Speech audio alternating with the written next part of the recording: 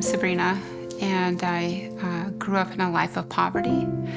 We struggled with homelessness and resources, no running water. But that poverty came with struggles with having nurturing, comforting relationships, especially with my parents who were addicted to crystal meth and other drugs and alcohol. So we had that poverty of love that was just really painful, and then we didn't know Jesus. So by the time I was 9, I had been into drinking and doing drugs, and by the time I was 12, my parents had influenced me to try more harder drugs. I lived inconsistently with foster homes, group homes. Eventually, I became a single mom, and all I could think is, I'm going to do this wrong, and I need help.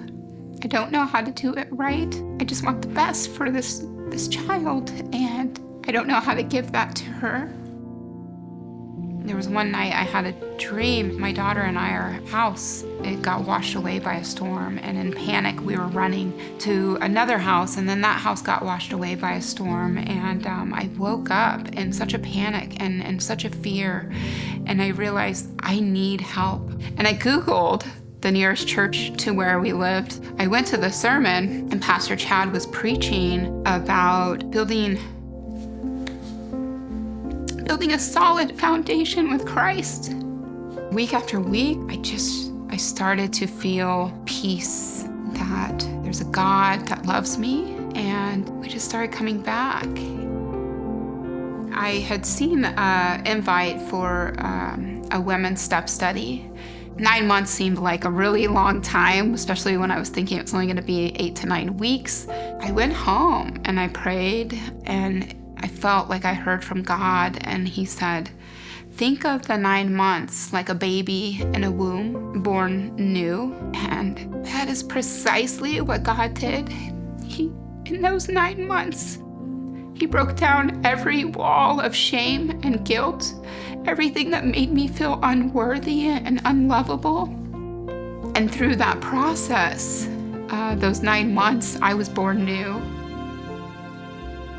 So my parents, they've never known God. I was giving my dad a ride, and on our long ride, we were listening to the sermon. My dad started asking questions about Jesus, and I gave my dad a Bible and asked him, would you like to give your life to Christ? And he said yes.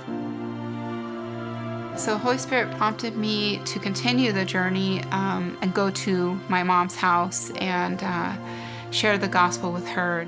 And then I asked my mom, would you like to give your life to Christ today? As I handed her her Bible, and she said, sure. My daughter and I got baptized in 2022. I thought that was a miracle, but to know that God is now working in the lives of my parents and in their hearts and working on their transformation is such a gift. It's such a blessing. My story now is I have abundance. In God's love, I have spiritual abundance. In times where the storms do come, I have peace. I have joy. I have a God that I go to, and he uses all things for good. You know, I think in all that pain and loneliness, Jesus was always there. When I look back in my childhood and I had nobody, my hope for the future is that my daughter just continue her faith with Christ, and her and I both have a different experience in life.